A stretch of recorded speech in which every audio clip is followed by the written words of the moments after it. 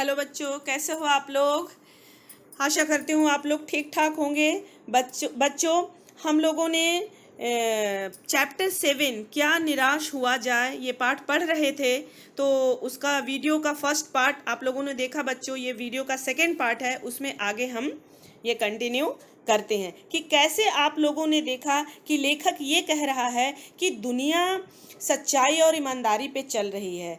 समाचार पत्र में अगर भ्रष्टाचार, ठगी, बेईमानी, चोरी, तस्करी ये सब चीज़ें दिखाई जा रही हैं, तो उसके साथ साथ अच्छाइयाँ भी हैं। किसी की बुराई का पर्दाफाश करना बुरी बात नहीं है, लेकिन उसमें रस लेना बच्चों बुरी बात है। और अगर आप किसी की अच्छाई जानते हैं, अच्छाई में रस लेते हैं, तो उसकी अच्छाई को न बताना भी बुरी बात है, ऐसा लेखक बताता है।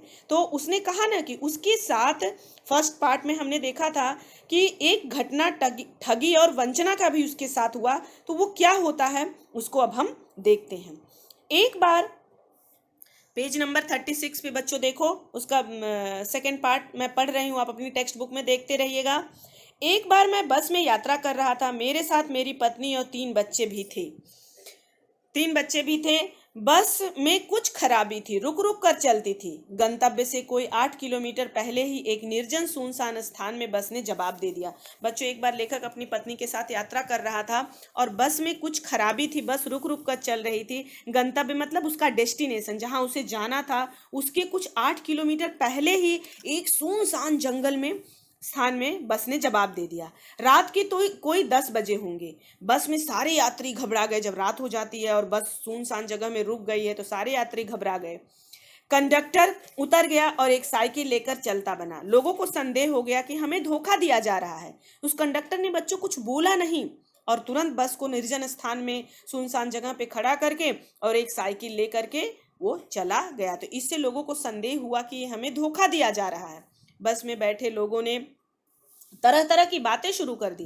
किसी ने कहा यहाँ डकैती होती है, 2 दिन पहले इसी तरह एक बस को लूटा गया था, परिवार सहित अकेला मैं ही था। उसमें सारे लोग अलग अलग विचार जो था कि अरे यहाँ पे तो अभी कुछ दिन पहले ही डकैती हुई थी, बस को लूट लिया गया था।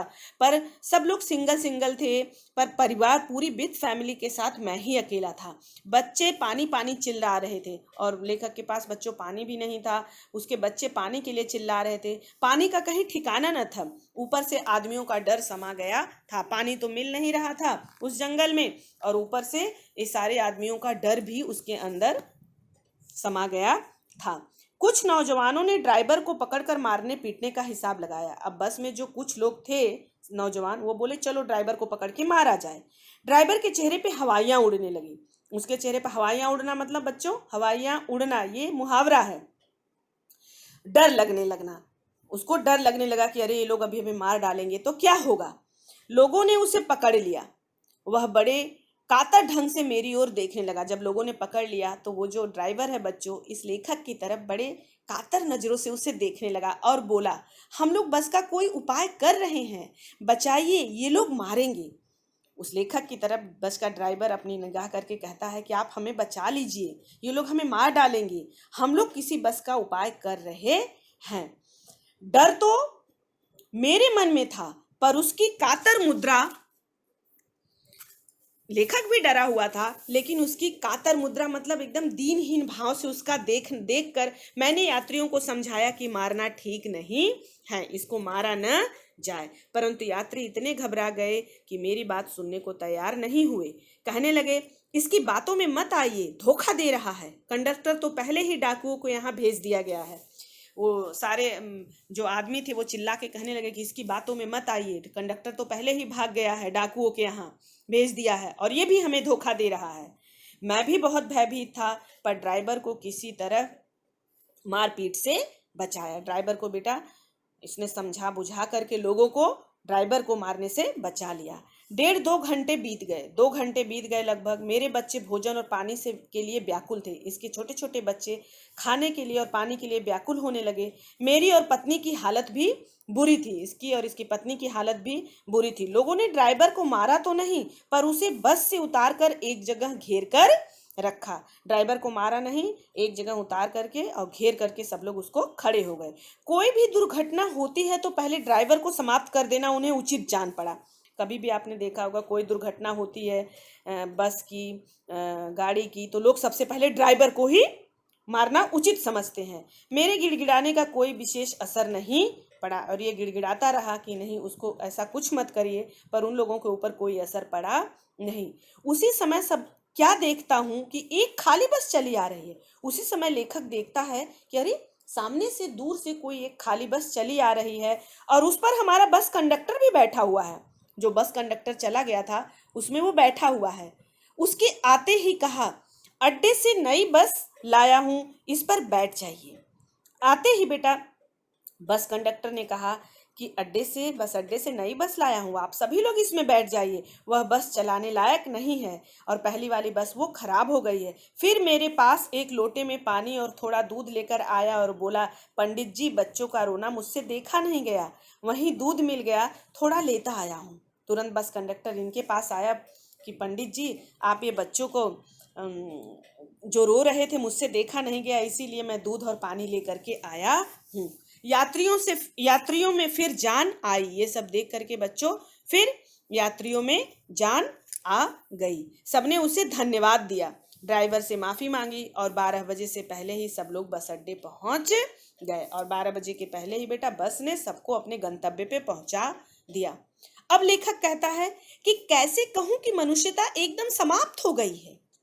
मनुष्य में जो मानवता है, जो परोपकार की भावना है, वो आज के समय में समाप्त हो गया है। कैसे कहूं कि लोगों में दया माया रह ही नहीं गई है। जीवन में जाने कितनी ऐसी घटनाएं हुई हैं जिन्हें मैं भूल नहीं सकता। लेखक कहता है कि हमारे जीवन में ऐसी कितनी घटनाएं हुई हैं जिसे मैं भूल नहीं सकता हूँ। ठगा भी गया हूँ, धोखा भी खाया हूँ, परंतु बहुत कम स्थलों पे विश्वासघात नाम की चीज मिलती है। बेटा किसके जीवन में आदमी ठगा नहीं जाता, धोखा नहीं खाता है। लेखक भी ठगा गया है, वो भी धोखा खाया है, लेकिन बहुत कम जगहों पे उसको विश्वासघात नाम की चीज मिली है। केवल उन्हीं बातों का हिसाब रखो जिनसे धोखा खाया है, तो जीवन कष्टकर हो जाएगा। अगर आप यही बात मानोगे, अरे हमने इस आदमी ने हमें ये धोखा दिया, हमारे साथ ये बुरा हुआ, तो जीवन आपका कष्टमय हो जाएगा बच्चों। परंतु ऐसी बहुत सी घटनाएं कम नहीं हैं जब लोगों ने अकारण सहायता की है, पर आपके जीवन में ऐसी बहुत सी घटनाएं हुई होंगी कि जब लोगों ने बिना मतलब के ही आपकी सहायता कर दी है, कोई कारण नहीं था तो भी सहायता की है। तो निराश मन को ढाढ़स दिया है और हिम्मत बधाई है। और जब हम निराश होते हैं बच्चों, तो लोगों ने ढाढ़स भी दिया है और हिम्मत भी बधाई है। तो हमें हमेशा अपनी अच्छी चीजों को याद करना चाहिए। कविवर रविंद्रनाथ ठाकुर ने अपने प्रार्थना गीत में भगवान से प्रार्थना की थी कि संसार में केवल नुकसान ही उठाना पड़े, धोखा ही खाना पड़े, तो ऐसे अवसरों पर हे प्रभु मुझे ऐसी शक्ति दो कि मैं तुम्हारे ऊपर संदेह न करो। बच्चों रविंद्रनाथ ठाकुर की एक कविता है क्लास 10th में, आत्मत्राण। उन्होंने उसमें कहा है कि भगवान से प्रार्थना की है कि अगर संसार में मुझे अपने कार्य में, व्यापार में नुकसान ही उठाना पड़े और मैं किसी के द्वारा कोई मुझे ठग ले, कोई मुझे धोखा दे दे, ऐसे अवसर पे हे प्रभु आप मुझे इतनी शक्ति देना कि मैं आप पे संदेह ना करूं कि आपने ही मैं तो आपका इतनी पूजा करता था, आपने मेरे साथ ऐसा गलत क्यों होने दिया। ऐसी प्रार्थना रविंद्रनाथ ठाकुर ने की है कि आप मुझे विपत्ति दीजिए, लेकिन उस विपत्ति को सहने की ताकत और हिम्मत भी दीजिए। क्योंकि बच्चों बिना सुख और दुख के कोई जीवन नहीं होता है। सुख और दुख, दिन और रात सब एक सिक्के के दो पहलू हैं। बिना उसके हमारा जीवन, अगर दिन ही दिन रहे तो आदमी पूरे दिन काम काम काम काम, बॉडी को रेस्ट कहाँ से मिलेगा। इसलिए ईश्वर ने उसके लिए रात बनाया है। तो हमें ईश्वर का शुक्रगुजार होना चाहिए। मनुष्य की बनाई विधियां गलत नतीजे तक पहुंच रही हैं तो इन्हें बदलना होगा। अगर जो ये मनुष्यों ने ये सारी विधियां बनाई हैं, अगर उसका नतीजा गलत निकल रहा, हम गलत कर रहे हैं, तो हमें उसे बदलना होगा। मैंने पहले ही आपको बोला कि हमें अपने सोचने और समझने के नजरिया को बदलना होगा। वस्तुतः आए दिन इन्हें बदला ही जा रहा है और ऐसा नहीं है बच्चों, आए दिन हमारे समाज में ढेर सारे बदलाव हो ही रहे हैं, लेकिन अब भी आशा की ज्योति बुझी नहीं है। लेकिन जो खराब चीजें हैं बेटा, अब भी हमारे अंदर, लेखक ये कहता है कि हमारे अंदर से आशा की ज्योति वो बुझी हुई नहीं है, अभी भी हमारे अंदर आशावादी दृष्टिकोण है। और आशावादी दृष्टिकोण बच्चों रखना चाहिए। महान भारतवर्ष को पाने की संभावना बनी हुई है और बनी रहेगी। जो हमारा प्राचीन महान भारतवर्ष था, इतनी सभ्यता और संस्कृत वाला हमारा भारतवर्ष था, आज भी है, उसको पाने की सबके अंदर संभावना बनी हुई है और बनी रहे, भविष्य में बनी भी रहेगी। हम उसको छोड़ेंगे नहीं। मेरे मन, निराश होने की जरूरत नहीं है। हजारी प्रसाद द्विवेदी जी लास्ट में कहते हैं बच्चों कि हे मेरे मन, तुझे निराश होने की जरूरत नहीं है, हमें आशा रखना है, आशावादी दृष्टिकोण, ऑप्टिमिज्म बनना है, ऑप्टिमिस्टिक अपने जीवन में हमें होना चाहिए, आशावादी दृष्टिकोण रखना चाहिए, निराशा होने की जरूरत नहीं है। बच्चों, ये आपका पाठ समाप्त हुआ है। इसे भी आशा करती हूँ कि आप लोग अच्छी तरह से इसको, आपको समझ में आ गया होगा। आप इस चैप्टर को 2-3 बार रीड करिएगा। कहीं भी कुछ भी प्रॉब्लम होगी तो आप मुझे कॉल करके पूछ सकते हैं। धन्यवाद।